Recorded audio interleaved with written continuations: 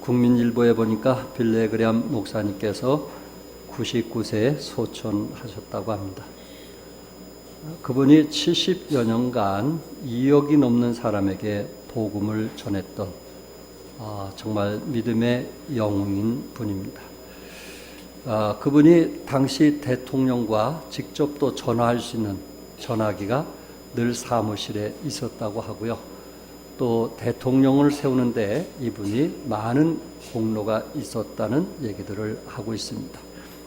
또한 미국 리버티 신학대학에 참 재정적으로 어려울 때 이분이 많은 후원을 해주었던 분이고요.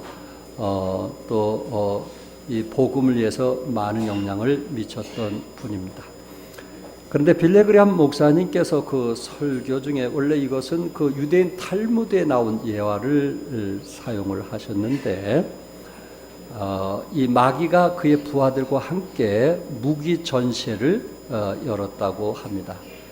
그래서 어떤 무기가 인간들을 효과적으로 쓰러뜨릴 수 있을까라는 토론을 이제 하면서 전시회를 갖게 됐는데 그 중에 여러 그 악마들이 아마 핍박이 최고의 무기라고 주장을 했습니다. 그래서 저들을 핍박을 하면 믿음이고 뭐고 다 포기하니까 핍박이 최고의 무기입니다. 그런데 어떤 마귀가 얘기하기를 핍박을 해봤는데 오히려 더 하나님께 기도하는 것을 봤습니다. 저들은 순교까지도 아주 즐기면서 하는 것을 봤습니다. 그러니 핍박으로 가지고는 안 되겠습니다 하는 얘기를 했어요. 그랬더니 다른 마귀들이 유혹이 최고의 무기입니다. 저들을 유혹을 하면 가정이 무너지고 그리고 이웃이 무너지기 때문에 하여튼 저 사람을 어떻게 하든지 유혹을 하면 됩니다. 그랬더니 유혹을 해봤는데 그것을 거울로 삼아서 다른 사람들이 유혹받지 않더라. 그래서 그것도 최고의 무기가 될 수 없다라고 했어요. 그래서 어떤 또 마귀가 그러면은 실패가 최고의 무기입니다. 실패하게 합시다. 자녀들에게 공부를 실패하게 하고 남편들에게 사업을 실패하게 하고 그리고 모든 일이 잘 안 되게 하면 저들이 아마 하나님을 떠날 겁니다. 그리고 하나님 없이 산다고 할 겁니다. 그런데 오히려 이런 실패를 가진 사람은 내가 기도가 부족해서 그렇구나. 내가 더 하나님을 의지하지 않아서 그렇구나 하면서 더 하나님을 의지하더라는 것입니다. 결국 이 악마들이 무기 전시에서 만장일치로 그들이 받아들였던 무기가 뭐냐면은 그것은 낙심이라는 것입니다. 낙심. 그래서 이런 얘기를 결론으로 지었는데 낙심하도록 하시오. 저 원수의 백성들을 아무 의욕도 갖지 못하고 가만 있도록 하시오. 그러면 우리들의 원수의 모든 계획은 수포로 돌아갈 것이오 라고 말했다고 합니다. 낙심하게 하는 것, 그것이 마귀가 원하는, 사탄이 원하는 것 중에 마지막 하나가 뭐예요? 낙심하게 하는 것입니다. 그래서 사역을 내려놓게 하고 그리고 모든 것을 이제 포기하도록 하는 것입니다. 이처럼 하나님과의 그 관계 속에서 하나님과의 원만한 관계가 끊어지는 사람들에게 나타나는 것이 뭐냐면은 낙심이라는 거예요. 낙심. 그런데 오늘 본문에서는 어떻게 보면 사도 바울이 가장 낙심할 수 있는 상황에 있음에도 불구하고 오늘 본문에서 그가 낙심하지 않는다는 세 번이나 강조했던 것을 보게 됩니다. 사도 바울은 고린도 교회를 도우면서 분열이 생기고 고린도 교회 안에 음란한 일이 벌어지게 되었고 또 이단 사상이 들어와서 실제적인 어려움을 당하게 되었습니다. 또한 사도 바울이 하나님의 사도임에도 불구하고 그 교회 안에서 일부분들이 사도 바울을 향해서 그는 하나님의 그 사도가 아니라고 공격을 했고 또 사도 바울은 말 표현이 이상하다고 해서 사도 바울을 비난했고 또한 교회 바깥으로부터는 환란이 계속되었던 것입니다. 어떻게 보면 사도 바울이 참 그가 주님을 사랑하면서 오는 그 많은 역경들, 어려움들, 그는 스스로 낙심할 수 있는 상황에도 불구하고 오늘 본문 1절과 8절과 16절에 보면은 반복해서 나는 낙심하지 아니한다. 낙심하지 아니한다라는 것을 강조하고 있습니다. 그렇다면은 여러분과 내가 낙심하는 이유가 무엇일까요? 낙심하는 이유. 첫 번째 그 낙심은 하나의 질병과 같습니다.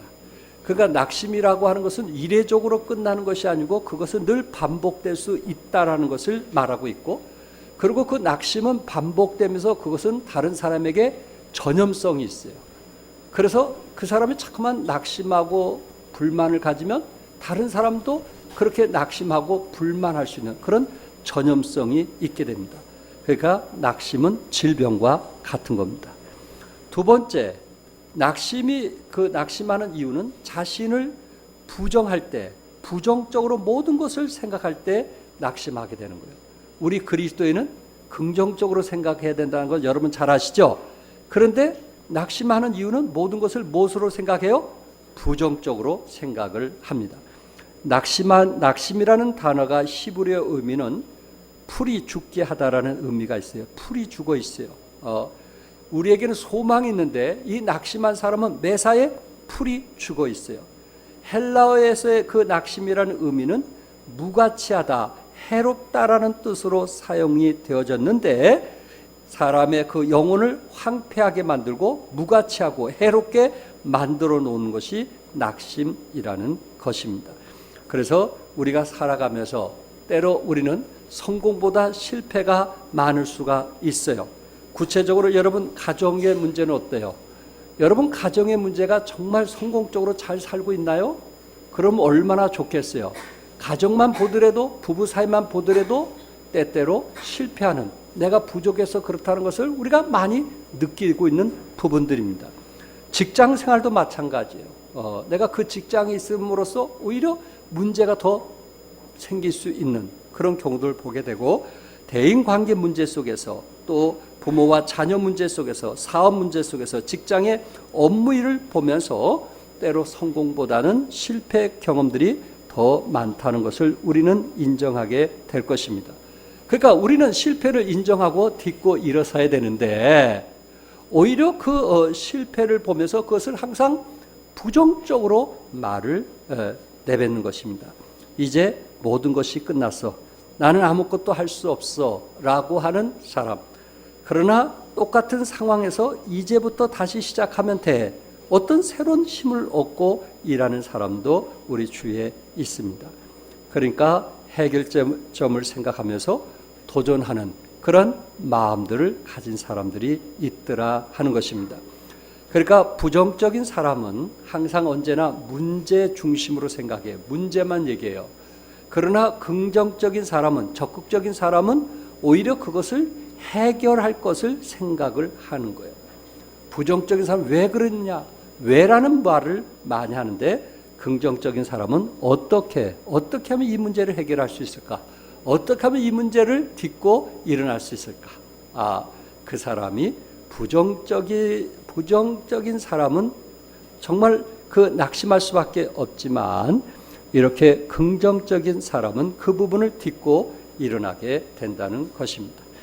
그런데 이렇게 낙심은 자기 자신에 대해서 부정으로부터 시작되는데, 자기 자신을 자학하는 그런 부정으로부터 시작이 되는데, 이 사람은 그 말투가, 언행 심사가 대부분 부정적이에요. 그 이유 중에 하나가 뭐냐면은 비교 의식을 갖기 때문에 그렇습니다. 외모라든지 능력이라든지 환경이라든지 신분이라든지 기회라든지 물질에 대해서 다른 사람과 비교하면서 열등감을 키워가는 것입니다. 그러니까 스스로 이렇게 부정적인 사람은 낙심할 수밖에 없는데, 이런 사람들은 다른 사람과 자꾸만 비교의식을 하게 되고 그 안에서 자신이 열등감을 갖는 속에서 낙심하게 되고, 열등감이 심한 사람에게 나타나는 것이 뭐냐면은 신랄한 비판을 잘하고 비난을 잘해요. 험담을 잘해요. 남을 미워해요. 시기 질투를 일으켜요. 그래서 열등감을 가진 사람은 공격 성향의 성격을 스스로 만들게 되는 것입니다. 그러니까 여러분과 내가 살아가면서 스스로 부정적인 사람들이 낙심하는 일이 크다는 것을 기억해 주시기 바라고요. 세 번째, 낙심하는 이유는 마음에서 낙심을 스스로 선택했기 때문이라는 거예요. 스스로 낙심을 선택한 거예요. 누가 말하지 않는 거예요. 내가 스스로 뭐 한 거예요? 낙심한 거예요. 사람은 나에게 낙심할 만한 문제가 생겼기 때문에 낙심하는 것이라고 말합니다. 그러나 그 말은 항상 옳은 것은 아닙니다. 왜? 낙심할 만한 환경 속에 있으면서도 나보다 더 많은 고통과 어려움을 당하면서도 낙심하지 않은 채 살고 있는 사람들이 우리 주위를 보면 더 많이 있기 때문에 그렇습니다. 그러니까는 그 환경이 나를 낙심하는 것이 아니고 내가 낙심을 스스로 받아들였다는 말입니다. 여러분, 우리 대한민국의 한국 청년들을 이 삼포, 다시 말해서 삼포대 시대라는 말을 오래전부터 사용했습니다. 그러니까 젊은이들이 이 세 가지 스스로 어려운 부분이 뭐냐면은 데이트, 결혼, 출산, 이것을 포기하는 시대를 가지고 삼포대 시대라고 합니다. 제대로 취직이 안 되니까 누구하고 데이트하는 것을 포기하고 결혼하는 것을 포기하고 아예 출산까지 포기한다는 것입니다. 그러니까 젊은이들에게 어떠하겠어요? 정말 그들은 낙심할 수밖에 없는 그런 시대에 살아가고 있고요. 이 서울 지역에만 해도 아파트 전세가 평균이 5억이라고 합니다. 5억. 집 하나 살려면 7억 주고 사야 되는데 평균이 서울 안에만 전세를 얻는데 5억이라고 합니다. 그러니까 이 젊은이들이 취직도 안 되는데 내 집 전세를 얻으려고 하면은 그 많은 돈이 있어야 되니까 아예 포기를 하는 거예요. 일본에 같은 데는 고시원 같은 그런 적은 집에다가 3사람, 4사람, 또 어떤 데는 그 한 방에 6명이 침대를 6개 놓고 살면서 그들은 아예 데이트, 외출 이런 걸 아예 포기하고 직장 끝나면 그 집에서만 하루 종일 보내는. 왜? 생활이 안 되니까. 그런 사람들이 지금 일본에서는 갈수록 늘어나고 있다는 것을 TV를 통해서 제가 보게 되었습니다. 그들은 낙심할 수밖에 없는 거예요. 그것을 스스로 선택할 수밖에 없는 거예요. 그래서 아예 포기하면서 살아가는 것을 보게 됩니다. 여러분들은 어떻습니까?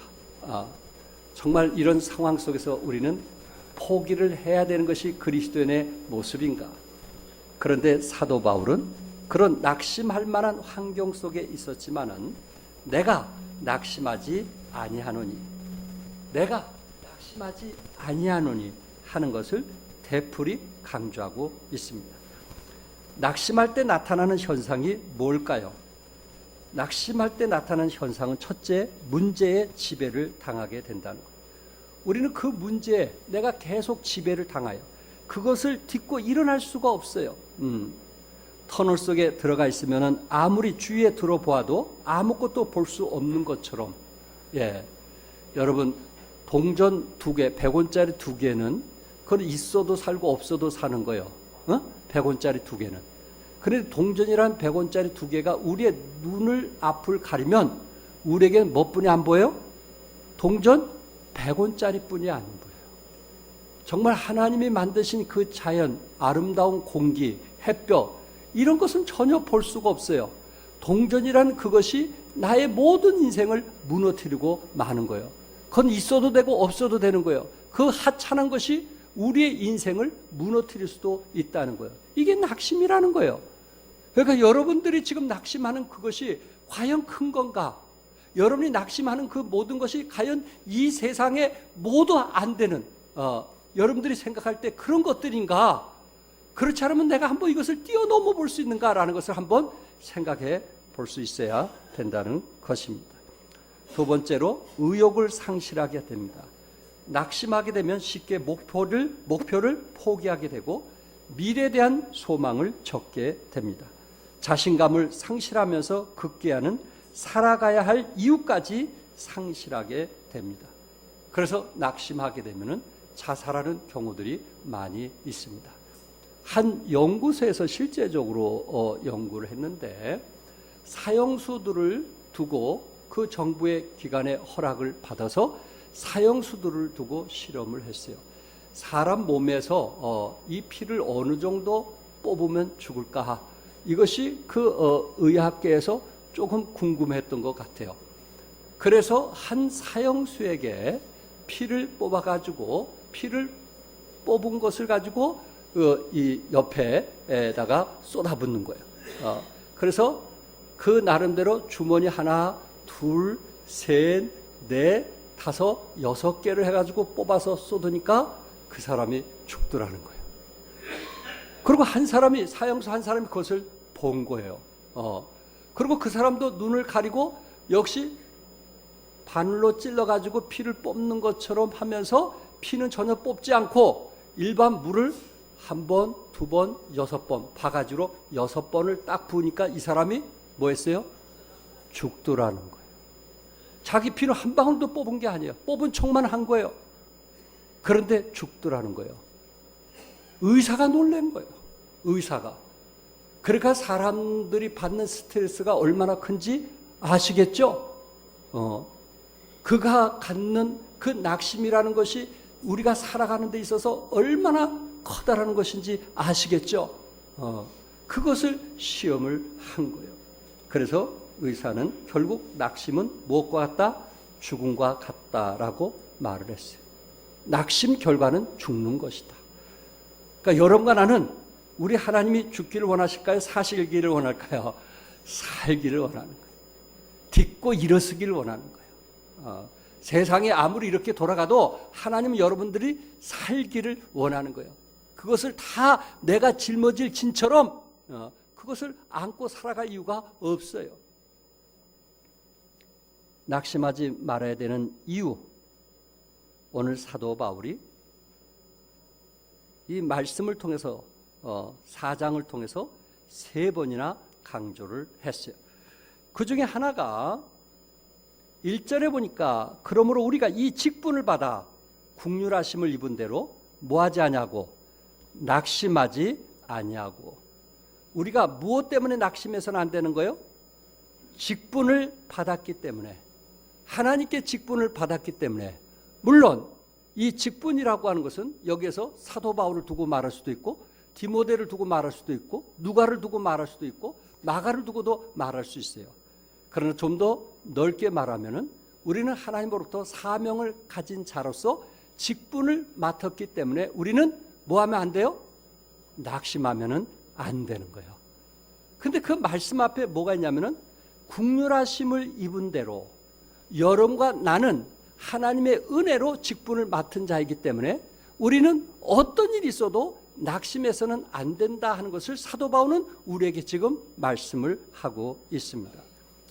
여러분, 성지순례 하다 보면은 사막을 거치게 되는데 그 사막에 보면은 진짜 풀 한 포기도 나지 않는 것을 보게 됩니다.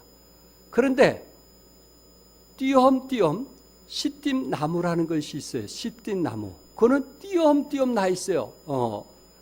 그런데 유대인들은 그 시띠 나무에 대해서 외면하고 있어요. 왜 그러냐면은 그들이 이 나무를 좀 잘라서 쓰고 싶어도 목재로 쓸 수 없는 것이 톱으로 오히려 캐면 톱날이 날아가는 거예요. 나무가 얼마나 단단한지 쓸모없는 나무. 그것도 뭐 많이 모이는 것이 아니고 띄엄띄엄 모이면서 아주 형편없는 쓸모없는 그런 나무예요. 그래서 유대인들이 이 시띠 나무는 아예 건드리지도 않고 잘 사용하지 않는 나무입니다. 그런데 하나님께서 법궤를 만드실 때, 그 중요한 법궤를 만드실 때, 하나님이 그곳에 함께 하시는 그 법궤를 만드실 때 어떤 나무를 쓰신지 아세요? 시띠 나무를 쓰신 거예요. 유대인들이 버린 거, 유대인들이 원치 않는 그것을 하나님께서 시띠 나무로서 법궤 나무를 만들게 했고 거기다가 뭘 입힌지 아세요? 금을 아름답게 입힌 거예요. 이게 하나님의 은혜 아니겠어요? 씨띠 나무는 하나님의 은혜로 인해서 사용하게 되었고 금을 입혀서 하나님 그곳에 함께한 거 믿으시죠? 이처럼 보배이신 그리스도께서 우리와 함께 하셨다고 성경은 말씀했잖아요. 그리고 하나님께서 우리에게 사명을 주셨다고 말씀을 하셨잖아요. 어떻게 보면 쓸모없는, 어떻게 보면 죄인 중에 죄인, 괴수인 우리를 하나님께서 이 땅에 오셨고 대신 죽으심을 통해서 여러분과 나를 택하셨고 부르셨다는 거, 이게 전적인 하나님의 은혜가 아니냐 말이에요. 찬양대를 하던 지휘를 하던 뭐를 하던 이거는 하나님이 우리에게 주신 직분이에요. 해도 되고 안 해도 되는 그런 직분이 아니에요. 어떤 낙심으로부터도 우리는 이겨서 그 일을 해야만 되는 직분이에요. 믿으시면 아멘 하세요. 내가 했기 때문에 해도 되고 안 해도 된다, 그런 게 아니에요. 사도 바울은 그런 의미에서 이 메시지를 쓴 것을 아니에요.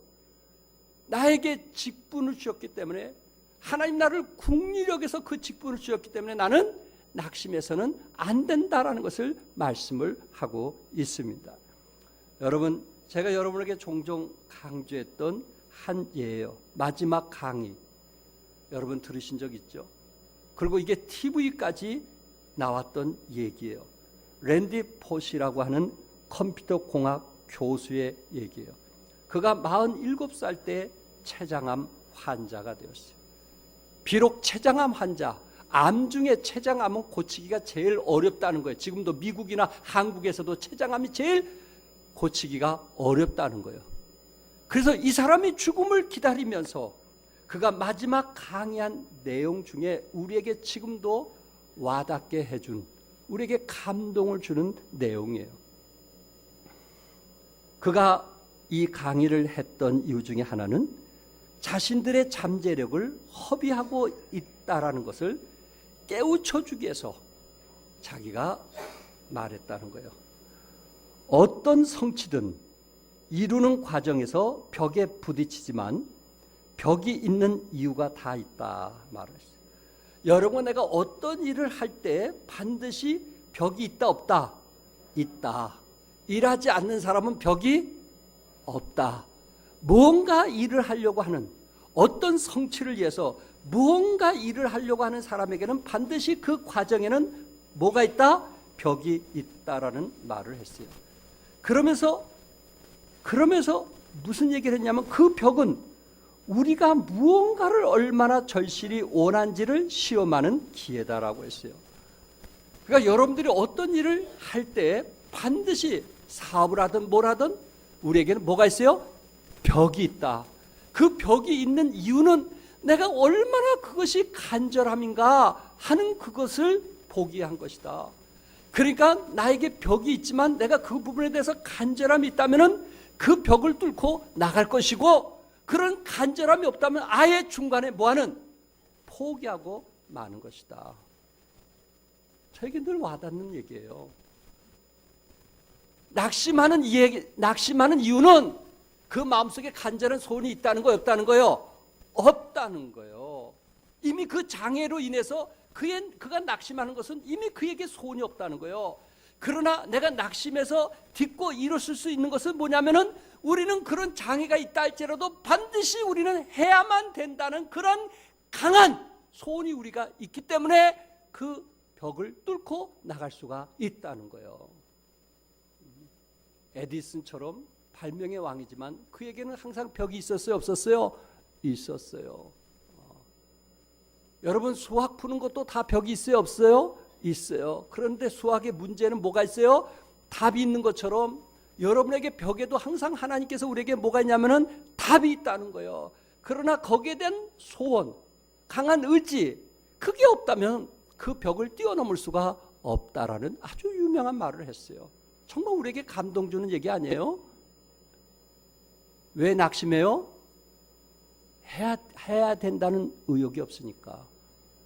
스스로 아주 무서운 얘기예요. 그래서 그는 그곳에 장벽이 있는 데는 그럴 만한 이유가 있다는 것이다. 그곳으로 들어가지 못하게 하도록 장벽이 있는 것이 아니라 장벽은 우리가 무엇을 얼마나 간절히 원하는지 표현할 수 있는 기회를 주기 위해서 거기에 있다는 것이다. 왜냐하면 아주 간절히 원하지 않는 사람들은 그곳에서 멈추라고 장벽이 있기 때문이다. 여러분과 나에게 하나님께서 직분을 주셨어요. 그것에 대한 간절함이 있는 사람은 낙심으로부터 이기게 되는 거예요. 하나님께서 나에게 장벽이 있지만 하나님이 나를 그 은혜 가운데 나를 구원해 주셨고 하나님 나를 부르셨다는 그 이유 때문에 어떠한 것이라도 하나님을 의지하면서 우리는 딛고 이겨야 되는 그러한 사람들이라는 거예요. 여러분 서두에 말씀드렸던 것처럼 사실 낙심할 만한 사람은 우리 성경의 대부분 성경에 기록된 믿음의 사람은 대부분 그 과정이 다 낙심할 수밖에 없는 상황들이 있어요. 그 중에 한 사람이 사도 바울인데 사도 바울은 어떻게 보면 예수 믿기 전이 더 편했어요. 그런 바리새인 중에 바리새인이었어요. 지금으로 말하면 국회의원이었어요. 권세도 있었고 힘도 있었어요. 돈도 많이 벌었어요. 예수 믿기 전에 잘 나간 사람이에요. 세상으로 볼 때는. 그러나 예수 믿었다는 이유로 하나님께서 택했다는 그 이유로 그는 많은 고난을 당했어요. 많은 어려움을 당했어요. 비방을 당했어요. 조롱을 당했어요. 그런데도 오늘 본문에 나는 낙심하지 아니한다고 바울 스스로 말하고 있어요. 고린도후서 11장 23절서부터 27절까지 내가 수고를 넘치도록 하고 옥에 갇히기도 더 많이 하고 매도 수없이 맞고 여러 번 죽을 뻔했다고 했어요. 강의 위험, 강도의 위험, 동족의 위험도 당했다고 했어요. 그리고 여러 번 자지도 못하고 줄이며 목마르고 여러 번 굶고 춥고 헐벗었다고 말했어요. 이 정도 되면 낙심할 만하지 않나요? 이 정도 되면 포기할 만하지 않나요? 그런데 사도 바울은 뭐라고 했냐면은 날마다 내 속에 눌리는 일이 있으니 곧 모든 교회를 위하여 염려하는 것이다. 오히려 그는 교회를 뭐 했어요? 염려했어요. 낙심보다는 교회를 뭐 했어요? 염려했어요. 그게 전적인 하나님의 은혜란 말이에요. 나에게 사명을 주는 것은 전적인 하나님의 은혜란 말이에요. 그래서 나는 어떠한 일이 있어도 이 사명을 감당해야 되겠다는 그 뜨거움이 그의 낙심으로부터 이길 수가 있었던 것입니다. 고린도서 4장에 보면은 이 보배를 질그릇에 가졌으니 이는 심히 큰 능력은 하나님께 있고 우리에게 있지 아니함을 알게 하려 합니다. 큰 능력은 누구에게 있고 하나님께 있고 우리에게 있지 아니함을 알게 하려 함이라고 고린도후서 4장 7절에 말씀했어요. 보배 대신 그리스도가 우리 안에 있기 때문에 우리는 큰 능력이 있어요. 그래서 우리는 낙심하지 않는 거예요. 나를 바라보면 낙심할 수 있지만 주님을 바라보면 낙심으로부터 우리는 이길 수가 있다는 것을 성경 우리에게 말씀하고 있어요. 두 번째는 믿음 때문입니다. 두 번째 낙심에 대해서 8절과 9절에 말씀했는데 우리가 사방으로 우겨싸움을 당해도 쌓이지 아니하고 답답한 일을 당해도 뭐하지 아니하며 낙심하지 아니하며 박해를 받아도 버림받지 아니하며 거꾸로 트림을 당해도 망하지 아니하고 사방으로 우겨싸움을 당해도 쌓이지 아니하며 답답한 일을 당해도 낙심하지 아니한다는 믿음이 있었단 말이에요. 사도 바울에게도 답답한 일이 있었어요. 사도 바울에게도 우겨싸움을 당한 일이 있었어요.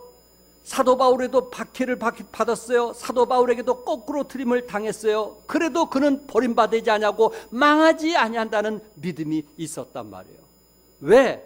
10절에 우리가 항상 예수의 죽음을 몸에 짊어지면 예수의 생명이 또한 우리 몸에 나타나게 하려 함이라. 예수의 생명이 우리 몸에 나타나게 하려 함이라. 아멘. 뭐가 나타나야 돼요? 예수님의 생명이 나타나야 되는 거예요. 우리 그리스도에는 뭐가 나타나야 되는 거예요? 예수님의 생명이 나타나야 되는 거예요. 내가 나타나면 안 돼요. 예수님의 생명이 나타날 때 우겨싸움을 당하고 또한 답답한 일이 있고 그리고 박해를 받고 거꾸로 틈을 당한다 할지라도 낙심하지 않게 되는 거예요. 왜? 우리 안에 예수님이 우리와 함께하는 그 생명이 있기 때문에 그렇습니다.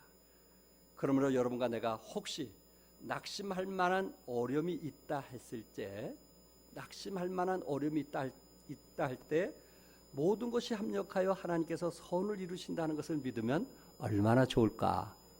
여러분과 내가 혹시 낙심한 일이 있다고 생각할 때 욥처럼 내가 가는 길은 그가 아시나니 그가 나를 단련하신 후에 내가 순금같이 되어 나오리라. 순금같이 되어 나오게 하기 위해서 하나님께서 나에게 이런 어려움을 주시는구나 하고 그런 마음을 갖는다면은 욥처럼 좋은 결실들을 맺지 아니할까? 좋은 결실들을 맺지 아니할까? 그래서 여러분과 내가 낙심할 때 어떤 분은 유리창을 보지 말고 거울을 보라는 말이 있어요. 낙심될 때 유리창에 보면은 그 유리창에 지나가는 그 못된 사람들이 지나가는 거예요. 그러니까 그 못된 사람들에서 불평하고 원망이 나오게 된다는 거예요. 그런데 거울을 보면 자신을 보게 된다는 거예요. 하나님께서 나를 또 빚기 위해서, 하나님께서 또 나를 훈련하기 위해서 또 이런 어려움을 주시는구나 하고 하나님의 능력을 믿고 일어나는 힘을 갖게 되더라는 거예요. 그러니까 여러분과 내가 어려움이 있을 때 여러분 뭘 보면 안 되겠어요? 유리창을 보지 마세요. 그곳에 목사님이 보이더라도 제발 보지 마세요. 유리창을 보지 마세요. 그곳에 혹시 남편이 보이더라도 보지 마세요. 그 원망 남편에게 다 쏟는 거 아니겠어요? 10년 20년 되는 원망. 왜? 내가 뭘 보고 있으니까? 유리창을 보고 있으니까. 그런데 거울을 보면 그래, 내가 하나님께 좀 부족해서 그렇구나. 내가 하나님 더 의지해야지. 내가 더 하나님 사랑해야지. 그래, 내가 원래 부족한 사람이야. 인정하고 하나님 더 의지하면 욥처럼 오히려 더 강한 그리스도인이 될 수 있다는 것을 말씀하고 있습니다. 여러분, 고린도후서 2장에 보면 항상 우리를 그리스도 안에서 이기게 하시고, 항상 우리를 어디 안에서 이기게 하시고? 그리스도 안에서 이기게 하신다. 아멘. 여러분만은 뭐하게 하신다? 이기게 하신다. 항상. 그러니까 우리는 낙심, 사도 바울이 그 낙심으로부터 이겼다는 말씀을 계속하는 이유는 사도 바울도 낙심할 수 있었지만 하나님을 의지하면서 이겼다는 말씀 아니겠어요? 이건 하나의 감기처럼, 질병처럼 우리에게 늘 나타날 수 있는 거예요. 허리가 아프고 무릎이 아프고 그리고 머리에 두통이 있고, 이것처럼 낙심이라는 것은 늘 있을 수 있는 거예요. 그런데 항상 이김을 주시는 분은 누구예요? 하나님, 그리스도. 그래서 그분을 바라보는 거예요. 그분을 의지하는 거예요. 그래서 낙심으로부터 승리하는 거예요. 끝으로 세 번째, 미래에 대한 소망 때문에 우리가 낙심하지 않는 것입니다. 16절에 보니까 그러므로 우리가 낙심하지 아니하노니 우리의 겉사람은 낡아지나 우리의 속사람은 날로 뭐하다? 새로지더라. 우리의 겉사람은 날마다 늙어요. 나이 드는 것을 우리가 막을 수 없어요. 성형수술해서 이렇게 안 보일 수는 있어도 늙는 것을 막을 수가 없어요. 그래서 어떤 사람은 얼굴 보지 말고 주름을 보면 안다고 그래요. 목 주름을 보세요. 늙은 건 막을 수가 없어요. 그러나 우리가 나이가 들수록 우리가 책임인데 그건 뭐냐면 우리 속사람을 뭐하게 하는 거예요? 강하게 하는 거예요. 왜냐하면 속사람은 날마다 뭐하다 그랬어요? 새롭다 그랬어요. 그 나이가 들수록 우리 속사람이 날마다 뭐 해야 돼요? 새로워져야 돼요. 나이 드신 분일수록 사랑이 많아야 돼요. 나이 드신 분일수록 이해가 많아야 돼요. 나이 들수록 정말 상대방을 용서하는 마음이 커야 되는 거예요. 속사람이 날마다 새로워지는 것이 우리에게 책임이 있어요. 겉사람은 우리가 막을 길이 없어요. 그래서 사도 바울은 뭐 하지 않는다 그랬어요? 낙심하지 않는 이유는 그의 속사람이 강건하니까 낙심하지 않는 거예요. 그렇구나. 내 속사람이 강해지면 어떤 상황이든지 내가 이것을 감당할 수 있구나. 그래, 올해는 좀 내 속사람을 위해서 성경 일독을 한번 해보겠다. 그래, 내가 기도로 시작해서 기도로 끝나봐야겠다. 무언가 내 속사람이 강건할 때 낙심으로부터 우리는 진정한 자유를 얻을 수 있다는 것을 성경 우리에게 말씀하고 있는 거예요. 시편 42편 5절 우리 한번 같이 읽어볼까요? 다 같이 한번 읽어볼까요? 시작. 내 영혼아, 내가 어찌하여 낙심하며 어찌하여 내 속에서 불안하는가? 너는 하나님께 소망을 두라. 그가 나타나 도우심으로 말미암아 내가 여전히 찬송하리로다. 어떤 사람이 어떤 사람이 낙심과 불안으로부터 찬송할 수 있을까요? 하나님께 뭘 두는 사람? 소망을 두는 사람, 소망을 두는 사람. 어찌하여 낭망하며라는 그 말 문자적으로 어찌하여 내가 숙이느냐, 네가 어찌하여 숙이느냐, 어찌하여 네가 슬픔의 어떤 무게 때문에 네가 왜 스스로 풀이 죽어 있느냐, 왜 네가 고개 숙인 사람이 되어야 되느냐 말이야. 오히려 찬송을 불러야 될 네가 왜 찬송이 끊어져 있고 기도가 끊어져 있으면서 그 슬픔을 가지고 네가 스스로 고개 숙인 사람이 되느냐, 그 얘기예요. 또한 어찌하여 불안하냐, 왜 불안하냐, 그 말, 내 속에서 불안해하는 거, 이 말의 원래 뜻은 소리를 내며 솟아오르거나 가라앉는 바다의 파도를 묘사하는 거예요. 불안하다는 것은 파도를 말하는 거예요. 높이 올라갔다가 떨어지는, 또 다시 올라갔다가 떨어지는, 그것이 우리 마음의 불안이에요. 어느 순간 뭐 세상이 다 망할 것처럼 생각이 되는 거예요. 어느 순간 또는 나 같은 사람, 이게 막 그 하늘을 치솟고 땅에 처박는, 그것이 불안하다는 표현을 성경에서 사용했어요. 그럴 때가 있지 않나요? 다 꺼진 것 같은, 나 이제 망했다, 나 이제 죽었다, 나 이제 아무것도 할 수 없다, 나 이제 남편으로서 나 포기한다, 그런 생각 들지 않나요? 그게 불안이에요. 그런데 하나님께 소망을 두면 그가 나타나 우리를 도와주신다는 거예요. 그래서 우리 입술로 찬송할 수밖에 없어요. 그 풍랑 가운데 우리 입술로 뭐 할 수밖에 없어요? 찬송할 수밖에 없어요. 찬양이 나오는 거예요. 하나님이 도와주시니까. 누가 도와주시니까? 하나님이 도와주시니까. 하나님이 도와주시니까. 사도 바울은 그런 풍랑과 어려움 속에서 그가 고백하기를, 우리가 주목하는 것은 보이는 것이 아니요 보이지 않는 것이니 보이는 것은 잠깐이요 보이지 않는 것은 영원함이라. 그러니까 사도 바울은 보이는 것보다 보이지 않는 것을 주목했다고 말씀하고 있어요. 그러니까 낙심하지 않는 거예요. 여러분과 내가 살아갈 때 보이는 것보다 보이지 않는, 내가 산을 향하여 눈을 들리라, 나의 도움이 어디서 올꼬, 나의 도움이 천지를 지으신 여호와에게서로다. 아멘. 결국 우리를 도와주실 분은 천지를 지으신 하나님이세요. 그래서 하나님을 바라보고 하나님께 소망을 갖게 되는 것입니다. 마틴 로이드 존스 목사님, 제가 신학교 다닐 때부터 이 책 번역된 책을 좀 많이 읽었어요. 제가 개인적으로 좋아하는 분이에요. 그런데 그는 영국에서 아주 훌륭한 목사님이고 아주 책을 많이 쓰셨어요. 그런데 그 책 속에서 영적 침체 원인에 대해서 세 가지를 지적하는 거예요. 영적 침체, 영적으로 우리가 다운된다고 그래요. 목사님들도 이게 침체되면요 마음이 다운돼요. 우리 그거는 영어로 번아웃이라고 그래요. 완전히 타버렸다는 거예요. 번아웃. 그래서 이런 사람들은요, 목사님이요, 번아웃이 되면요 의욕이 없어요. 구원 문제까지도 의심하는 거, 그걸 제가 봤어요. 이게 얼마나 무서운지 아시겠죠? 그런데 이렇게 침체된 원인 세 가지를 지적했는데, 첫째는 타고난 기질 때문에 그래요. 타고난 기질. 예. 마귀에게 유혹에 빠져 낙심할 때도 있지만, 그러나 이런 기질을 가진 사람은 조금만 어려우면 그냥 낙심하는 거예요. 조금만 어려우면. 어떤 사람은 그보다 더 어려움도 딛고 일어난 사람이 있는데, 이런 기질을 가진 사람은 유난히 다른 사람에 비해서 이렇게 슬럼프에 아주 잘 빠지는, 이게 기질 때문에 그렇다는 거예요.